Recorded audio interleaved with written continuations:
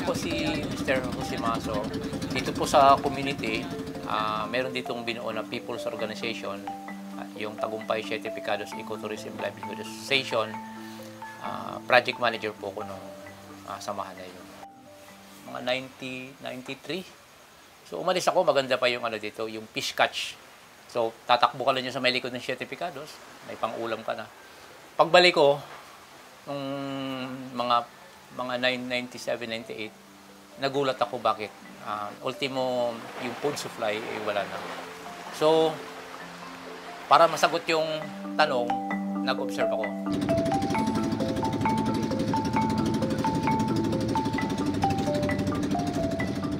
So, nakita ko, ay grabe pala. Mayroong troll fishing sa tagiliran ng Certificados. Mayroong dynamite fishing sa Certificados. At mayroong cyanide fishing. Meron kasi noong binuong kilusan sa Gip Kalikasan, yung KSK ng provincial government ni Governor Joel Reyes ang noon. So sa kahahanap ko sa bayan ng Coron, ang nabagsakan ko yung Environmental Legal Assistance Center. Sila yung nagkaroon ng Environmental Legal Orientation on how to protect the project. So na-recommend nga siya na bakit hindi kayo magtayo ng marine sanctuary. Ang naging problema lang during that time, yung conservation dito sa Coron, ni katiting yata na pagtingin wala pa yung ating government kasi sobrang kasi yung outdoor fishing like doon sa West Philippine Sea sobrang ganda pa, malakas pa yung pangisdad, kaya hindi pa napagtatanto ng gobyerno na kailangan gumawa ng mga conservation effort.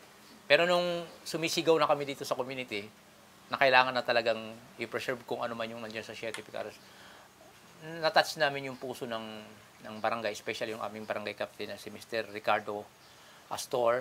Sabi niya, sige, wala namang masama dyan kasi conservation, i-try natin.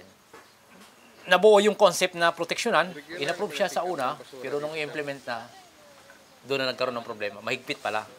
So, parang ayaw na ng tao, parang gustong step back ng tao. So, hindi siya maganda. So, ang ginawa lang namin, kasi nga, tayo noon, parang ang taas ng pagiging yung nationalistic natin talaga, sobrang taas, sobrang parang kahit na anong diyan. Kaya susugurin natin 'yan. So nagpatuloy tayo. So kaya po noong 2017 nagpursigi ang management ng Certificados Marine Park na magtayo po ng People's Organization para po yung ating mga kababayan na hindi direkta nagiging empleyado ng Certificados ay makinabang po sa dalang benepisyo ng Certificados Marine Park, which is yung ating turismo. From, I think, 7 lang noon sa Calamianes, yung Municipality of Coron, Busuanga, Kulun, and Linapakan. 7 lang yung protected area. Ngayon ay nasa 32 na. 32 yung mayroon ng municipal ordinance. 72 kasama yung proposed. Yung Fish Right is continuation siya ng Fish Project ng Ecofish at yung pangatlong batch is yung Fish Right. So sa Fish Right nabigyan ng chance yung gender. So na-conceptualize na yung gender pala malaki yung kanyang maitutulong doon sa conservation. Ako po si Imelda Maso, presidente po ng Siargao Women's Biodiversity Conservation Association, na siya pong may hawak ng Balisungan Marine Protected Area, Woman Managed Area. At ito po, tayo po ay nasa mangrove nursery na kung saan hinahawakan din po ng aming asosasyon. Meron po tayo ditong 8,000 potted seedling na kung saan ay 9 na species po ang nakatanim. Nakita rin namin na yung hindi namin kayang gawin katulad yung mga masyadong matiyatsagang trabaho, so babae yung gumagawa nung aspect na yun. Bukod dun sa nagna-nursery po tayo, may monitoring at observation po tayo. Sa monitoring, kasama na doon yung may pagbabago ba yung mga na-i-outplant natin, ano ba yung pagbabago dun sa mga ginawa natin na nursery. Sa observation naman po, may mga best practices kasi na hindi naman itinuturo yan sa training. So, katulad nito, yung paggawa ng isang nursery bed, di naman itinuro doon sa training namin kung ilan talaga ang saktong sukat niya. So ngayon, Nung unang ginawa namin siya, wala siyang nahirapan kami. Kung gaano lang siya kalawak, kung gaano siya kahaba. Dahil nahirapan kami mag-monitor, nahirapan po kami maglinis. So ang ginawa namin, gumawa kami ng sarili namin sukat. 1 meter by 5 meters lamang. Kasi mas madaling kumilos kung kaya mong abutin, hindi ka napapasok sa loob. Ngayon, yun po, kapag nakapatid na po siya, ano yung mga nangyayari dun sa seedling kapag nandyan na siya? Ano yung kalaban ba niya? Kasi may high tide, may low tide po tayo. May time na hindi po siya inaabot ng tubig. Ano yung nangyayari sa kanila? Ano po ba yun kapag pinupulot mo lang yung seedling mo? Ano yung dapat mong gawin? Ito si Mangrove Nursery, kasama na siya dito sa pinaplanong learning hub ng Palawan. Siya yung learning hub din doon sa ibibigay ito doon sa learning site. No? Kami po nagre-research. Kasi sa training po kasi limitado yan eh. Limitado yung araw, limitado yung oras. Limitado din yung tinuturo nila. Kaya kami, kasi yun ang kagandahan lang dito, kapag mahal mo talaga yung ginagawa mo, natututo ka talagang aralin ang lahat ng yan. Natututo ka magbasa ng magbasa, tapos i-practice mo lang, na pag nakita mo naman na okay siya, go ka, ituloy-tuloy mo siya.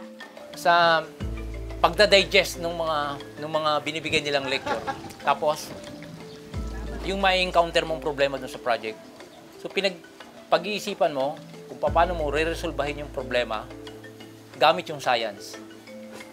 At sa kababasa mo ng kababasa yon, ma-analyze mo na yung pala yung possible solution. Na kahit man din yung ating mga scientists, nagugulat din sila, paano namin hindi naisip, paano sabi ko, hindi ko po alam. Ako ang layunin ko lang, ma-solve yung problema namin, period.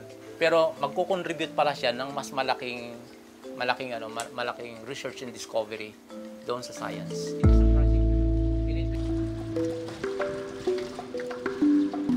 Yung conservation is masyadong kumain siya ng pondo. Malakas siya mag-ubos ng pondo. At ang problema dito is paano mo siya i-manifest. Kung katulad nitong 7 Picados, katulad nitong nakaraan, kumita kami ng 400,000, tapos ngayon parang tatakbo na siya ng kalahating milyon ng isang buwan. So, madaling i-justify dahil may pera. Yung mga susunod na project, katulad ng Balisungan Marine Park, is kikita rin siya, mag-i-earn din siya, din makikita yung sustainability. So, maunti-unti natin yung government na kailangan kong mag-funding sa na to. Dahil una, meron kang spillover effect, katulad ng fish catch. Isusurvey, kukuha mo yung fish catch, tapos i-convert mo into monetary, tapos ma-i-present dun sa municipal government na dahil dun sa conservation, ito yung naging fish catch, ito yung naging pera, ito yung naging pakinabang ng community. Ang environment, doon nagmumula yung turismo. From turismo, doon nagsisimula yung hanap buhay ng tao. O sabi ng master diver, kung hindi mapoproteksyonan ng koron, soon maglalahaw ditong turismo. Ang isipin natin is yung bukas, wag yung ngayon lang. Kasi yung ngayon, tayo lang yan. Paano yung bukas yung ating mga anak? Practice na rin kami po dito na yung aming mga anak, unti-unti na silang natututo rito. Yung mga anak ng IPs natin, na mga members po namin, pag nandito sila, masaya sila. So sabi ko nga, mababaw man yung kanilang mga pangunawa, pero hopefully in the future, maiintindihan nila kung bakit natin ginagawa yan.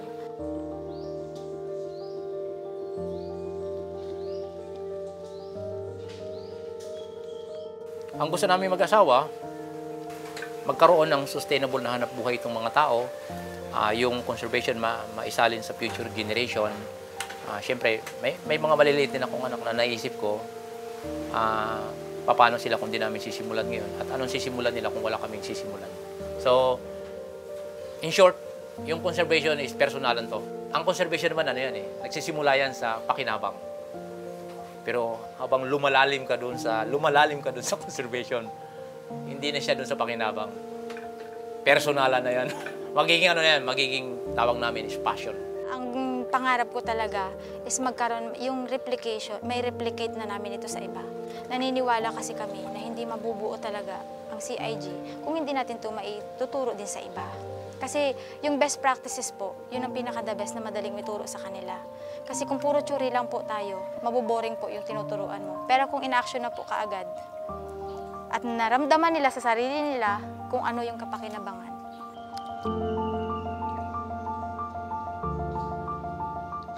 Yung pagiging champion of change ko, hindi ko nararamdaman yun.